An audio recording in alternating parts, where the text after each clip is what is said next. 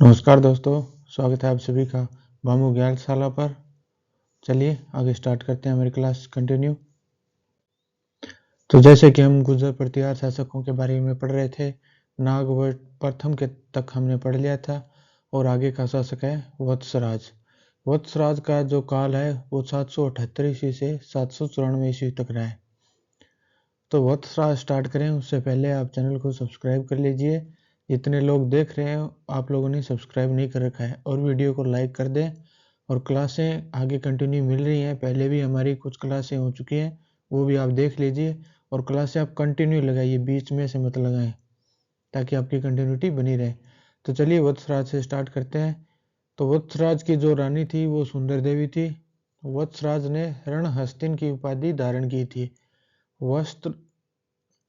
वत्सराज के समय 778 ईस्वी में उद्योतन सूर्य ने कुवलयमाला ग्रंथ लिखा। जो इसके समय लिखा है तो इससे रिलेटेड ही कुछ चीजें लिखी होंगी।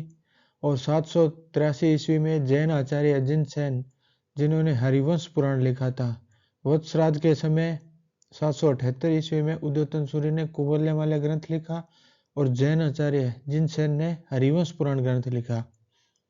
तो वत्सराज के समय जो कवि माने जाएंगे वो उद्योतन सूरी और जैन आचार्य जिनसेन। राष्ट्रकूट ध्रुव ने वत्सराज को पराजित किया था। वत्सराज ने पाल शासक धर्मपाल, ये बीच में मिसप्रिंट है तो आप ये देख लेना, धर्मपाल को पराजित किया था। यानी जो त्रिपक्षीय संघर्ष की शुरुआत होती है वो वत्सराज के समय से शुरुआत होती है। राष्ट्रकूट ध्रुव ने वत्सराज को पराजित किया, वत्सराज ने पाल शासक धर्मपाल को पराजित किया। तो चलिए अब आगे चलते हैं।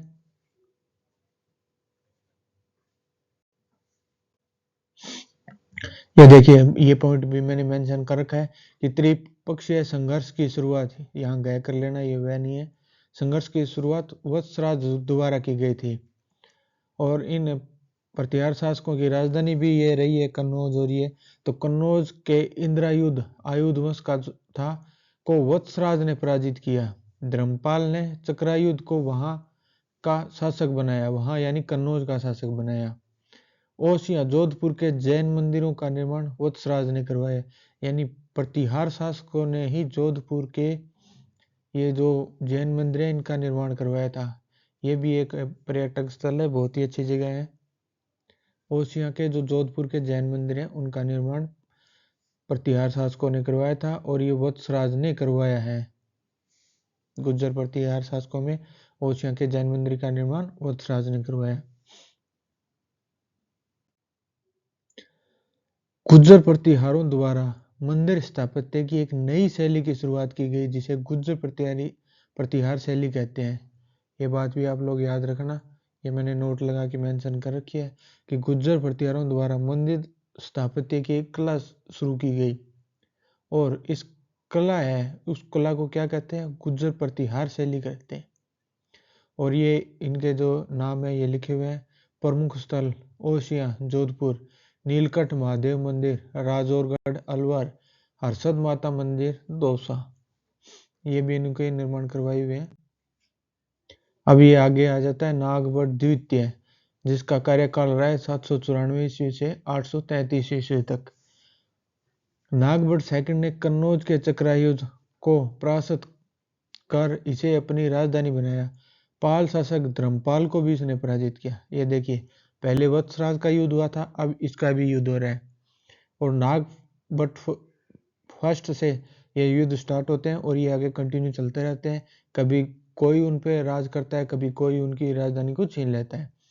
गोविंद तृतीय राष्ट्रकूट ने नागभट्ट सेकंड को पराजित किया। ये देखिए, पहले वहां वो एक दूसरे को राष्ट्रकूट वाले कर रहे थे, अब फिर ये नागभट्ट सेकंड के समय भी यही प्रोसेस है वो दोहराई जा रही है। गोविंद तृतीय राष्ट्रकूट शासक था, ने नागभट्ट द्वितीय को पराजित किया। पाल शासक धर्मपाल को भी इसने पराजित किया। यानी नागभट्ट है वो पाल शासकों को कर रहा है और राष्ट्रकूट वाले हैं वो नागभट्ट वालों को कर रहे हैं। नागभट्ट द्वितीय ने कन्नौज को अपनी राजधानी बनाया। ये पहले इनसे छीन गई थी, अब वापिस नागभट्ट द्वितीय ने इस पर अपना अधिकार है वो कर लिया। नागभट्ट द्वितीय ने, अब ये देखिए, ये अपनी राजधानी बनाता है, ये पाल शासकों को परास्त करता है, कन्नौज के चक्रायुद्ध को परास्त करता है। तो फिर इसने उपाधि धारण की है परम भट्टारक महाराजा धीराज परमेश्वर की उपाधि। नागभट्ट द्वितीय ने अरब मुसलमानों को भी परास्त किया है। ये जो नागभट्ट द्वितीय ने परम भट्टारक महाराजा धीराज परमेश्वर की जो उपाधि धारण किया है, ये और भी कई शासक आएंगे, उनके बारे में हम पढ़ेंगे, उन्होंने भी ये उपाधियां जो है वो धारण करी है।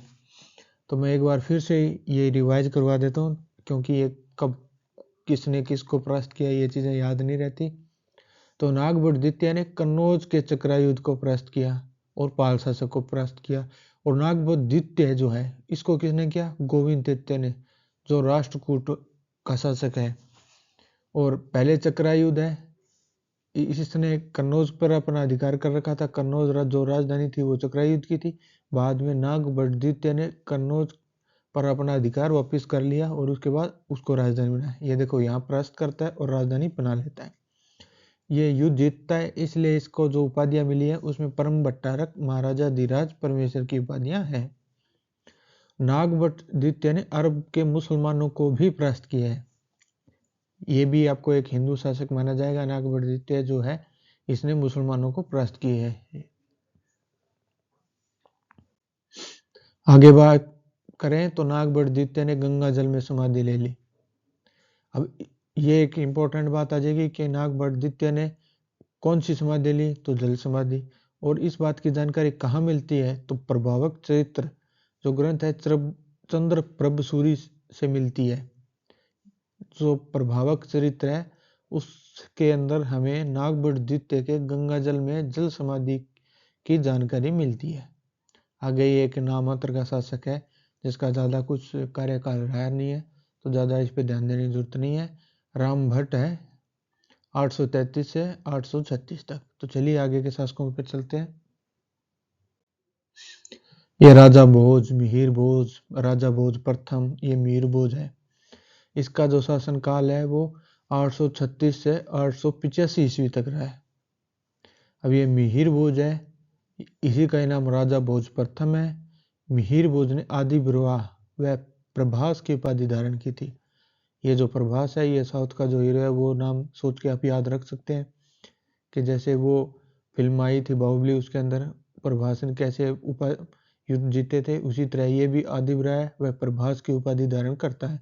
कौन? राजा भोज प्रथम, जिसका अन्य नाम मीर भोज, प्रभास, आदिव्राह, ये सब नाम आपको याद रखने। राष्ट्रकूट शासक नरेश कृष्ण द्वितीय को परास्त करता है। ये देखिए, राजा भोज जो मीर भोज है ये सबसे ताकतवर राजा निकलता है। ये राष्ट्रकूट वाले शासकों को परास्त करता है। पहले ये प्रतिहार शासक है, ये खुद परास्त हो रहे थे, अब यहाँ से ये इसने इनको परास्त कर दिया। मिहिर भोज ने पाल शासक देवपाल को परास्त किया।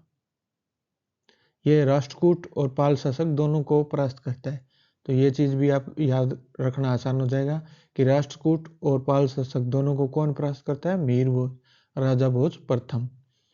अरब यात्री सुलेमान मिहिर भोज के समय 851 ईस्वी में भारत आता है। अरब यात्री सुलेमान किसके समय भारत आता है? तो मिहिर भोज के समय। कौन सी सन में आता है? तो 851। ये सन ज़्यादा इंपॉर्टेंट नहीं है, उससे ज़्यादा ये इंपॉर्टेंट है कि अरब यात्री सुलेमान किस राजा के शासनकाल के अंदर भारत आता है? तो मिहिर भोज प्रथम या राजा भोज। सुलेमान ने राजा भोज प्रथम को इस्लाम का सबसे बड़ा शत्रु कहा है। इस्लाम का सबसे बड़ा शत्रु किसे कहा गया है? मिहिर भोज को। किसने कहा है? सुलेमान ने कहा है। मिहिर भोज को कन्नौज का महाराजा धीराज परमेश्वरा भोजदेव कहा गया है। ये देखें, महाराजा धीराज परमेश्वरा, ये पीछे भी आई थी और ये अब भी ये नामक है। ये और भी आएंगे आगे, और भी हम पढ़ते रहेंगे जैसे राजा, तो इनके नाम के साथ ये उपाधि हैं वो आती रही हैं। ग्वालियर प्रशस्ति की रचना मिहिर भोज के द्वारा की गई है। यह भी याद रखना कि मिहिर भोज ने किस चीज की रचना की थी? तो ग्वालियर प्रशस्ति की। तो आज की वीडियो में इतना ही। आप लोग चैनल को सब्सक्राइब कर लीजिए, बाकी क्लासें हम अगली वीडियो में करेंगे। और क्लासें आपको बिल्कुल सही समय 8 बजे मिल जाती है, तो चैनल को सब्सक्राइब करके बेल आइकन को प्रेस कर लेना। मिलते हैं अगली वीडियो में।